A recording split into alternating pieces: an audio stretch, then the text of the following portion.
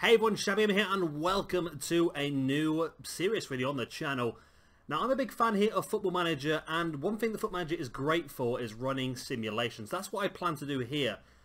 Basically it's a very realistic game. Obviously it's not 100%, it's never going to be 100%, it can't be, but you'd be surprised just how realistic it can be. So what I want to do in this first video is I want to see what sort of effect Alexis Sanchez is going to have at Manchester United. So I have moved him across, as you can see, he's a Manchester United player, earning £350,000 a week up until 2021, which is a 4-year deal. Essentially what I plan on doing in this video is simming forward 5 seasons and then have a look through the stats, see what he's won as part of Manchester United, see how many goals he's scored, see what impact he has had at the club, and then also in a separate video I'm going to do the same with Arsenal. I'm going to put Mkhitaryan in there and Aubameyang and see exactly what effect they will have on Arsenal over the next 5 years as well. So where's he going to play? That's the big question we've all been asking. We sort of feel like he might play on the attacking left. I've been watching a lot of Sky Sports News, and that's the general consensus, that he'll play on the left with Lukaku through the centre, maybe Mata through the attacking midfield spot, and Marshall on the right. So it's going to be a very good attacking lineup, and it's going to be very interesting to see where Mourinho on this game plays him as well. So without further ado, let's skip forward 5 seasons and see exactly what impact Sanchez has had at Manchester United. And we are back 10 years into the future to see what effect Alexis Sanchez has had on Manchester United. Now let's go to his history. Of course, as you can see, he's retired now, 38-year-old. So he had 6 good seasons at Manchester United after leaving Arsenal. His first year, 22 games, 8 goals, 6 assists, 6 player of the matches. That's not bad at all. I'd be quite happy with that. Why didn't he play 22 games is the interesting one. All 22s were starts, so Ivory struggled to get the team, or he might have been hit by a big injury that season, but still an average rate of 7.59 is fantastic, isn't it really? The 2018-2019 season, 10 goals, 17 assists. I should imagine they played him out on the left on this season. 4 player of the matches, again a 7.55 rating, 10 goals, again a very good year. And the year after as well, 2019-2020, 35 appearances, 11 goals, 16 assists, and 6 player of the matches, again a very good season. 7.75 average rating. That's insane, isn't it? But if you look at the whole lot, not just the league, 46 games, 20 goals, 20 assists, 8 man of the matches, a really good season for him.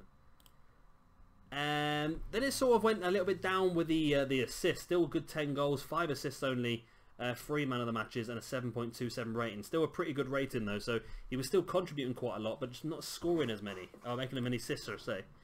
The next season where things really started to change, from the 21-22 season, 23 games, but only 6 of those, were starts, and 17 were substitute appearances. Still got 4 goals, 5 assists, and 1 player of the match, and an average rating of 7.34. So it wasn't a bad season, but you can see the sort of beginning of a decline in his career. And his last season at Manchester United, played 13 games, only 3 of those were starts. Still got 2 goals, no assists, no player of the matches, and an average rating of 7. So he very much was just a super sub that season, just brought on to try and either get a goal or just finish games off, I suppose. Then from there he was released on a free transfer and managed to get himself a 3-year contract at Bournemouth, where he only played 15 games in his first season and didn't play at all for the next 2 seasons. So he must have milked quite a good amount of money out of those guys, I tell you. Really good. But what sort of effect did he have on the Manchester United team? So let's have a look at the competition. So he joined Manchester United here in 2017. So they come runners-up in the European Super Cup. Then they won the Premiership in 2019 and were runners-up in the Champions League in 2019 as well. That was his big season, wasn't it? He were runners-up in the Community Shield in 2019 and runners-up in the Carabao Cup in 2020. So didn't have the best of luck. 1 competition won and quite a lot of runners-up in the first 3 seasons. But then the 2021 season happened. This is the big one for him. A Premiership medal and an FA Cup medal in 1 season, then followed up by another Premiership medal in the 2022 season. So he's done really, really well. I think he's, if you look at his time at Arsenal, 4 seasons, he won Community Shield, FA Cup, and FA Cup. That's all he got, and a runners-up medal in the Premiership. So he definitely was more successful at Manchester United than he was at Arsenal. Of course, he was there for longer as well, though. He played 6 seasons at Man United and 3 seasons at Arsenal. So it's tricky to see exactly how much, if it would have been better for him to stay at Arsenal. But looking, well, we'll have another look at video in a few days' time, which looks at the Mkhitaryan and Aubameyang influence on Arsenal. So we'll look at that in a few days' time. But Apart from that, I think he's had a pretty positive effect on the Manchester United team, as you can see, since the game started. There we go. So he joined this season here, 3rd place. And over the course of 10 seasons, they've won the league 4 times. They have come 3rd 3 times and 2nd twice. So they've done very well considering that there's that much competition in England. It's a really difficult league to do well in. But before we go, let's just have a bit of fun. Let's have a look at the Manchester United team in 10 years' time. So a lot of these players are probably going to be fake. Marcus Rashford isn't, though. £76 million worth of Marcus Rashford. Stats haven't really changed that much since he was younger, has he? And in fairness, he's not been that fantastic of a player either. Consistently getting just under 10 goals. He's only hit 10 goals once in his career, and that was the 21-22 season when, of course, they had that very good season. Then again, he hasn't played that many games. It was only last year that he really played a full season. Again, it'd be interesting to see what sort of position he's being played in, though, because I'd probably imagine he's being played out there in the position that Sanchez has left. But 72 goals and 286 appearances.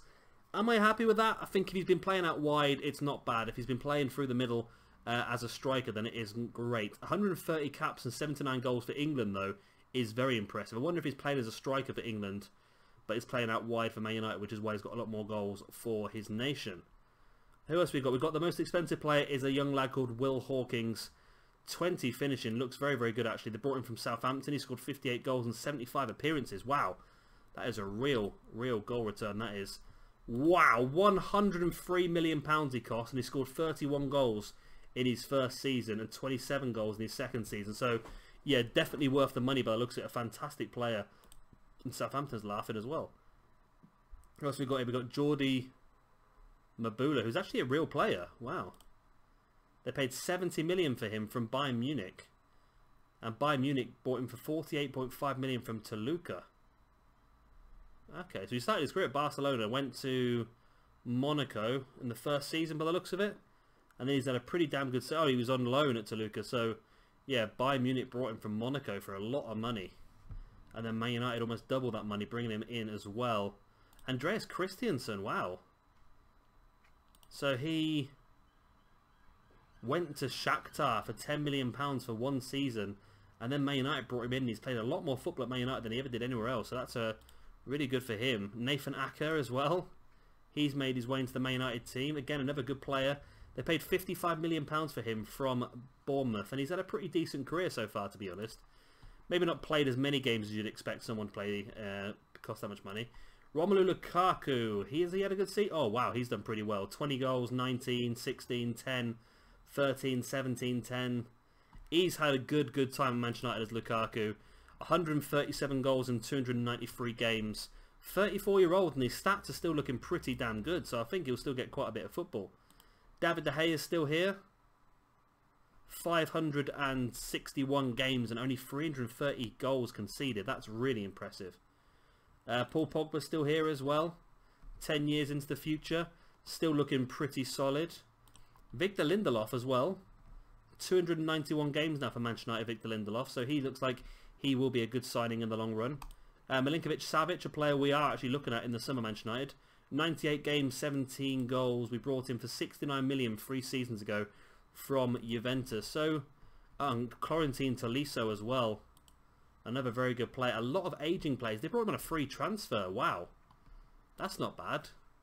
Not bad at all. Anyone else who recognise the names of? Oh, Dalot is a real player, I'm pretty sure. Yeah, Portuguese. They paid £40 million for him from Porto in like the 2nd season. That's very expensive for a right back, isn't it? But then again, he's had a long career at Manchester United, so he's done pretty well, so it probably was worth the money. Very, very interesting indeed. So that is what the Man United team looks 10 years into the future, and that is the career that Alexis Sanchez has had here. It's been very interesting. I quite enjoy doing this sort of thing, so I'm going to do a few more. I'm not going to keep any schedule or anything like that. I'll just upload them as and when I get a chance, because they do take a while to do the simulations. This has taken about 12 hours to simulate this on my computer. So I really enjoy it though. I like going through it all. So like I say, I've got a few more lined up over the next few days, so keep an eye out for them. If you have enjoyed this one, then please do hit a like and of course subscribe if you want to see some more. And if you have any ideas for ones you'd like to see, drop them down in the comment section down below. Like I said, the next one I'll be doing, I've been a bit cheeky and done it on the same simulation. I will be looking at the effect that Henrik Mkhitaryan and Pierre-Emerick Aubameyang has on Arsenal with the loss of Alexis Sanchez as well. So check that out in a few days' time. I've been Shabby Gamer. Thank you very much for watching, and I'll see you very, very soon for another episode of our FIFA Football Manager 18 simulations. Bye.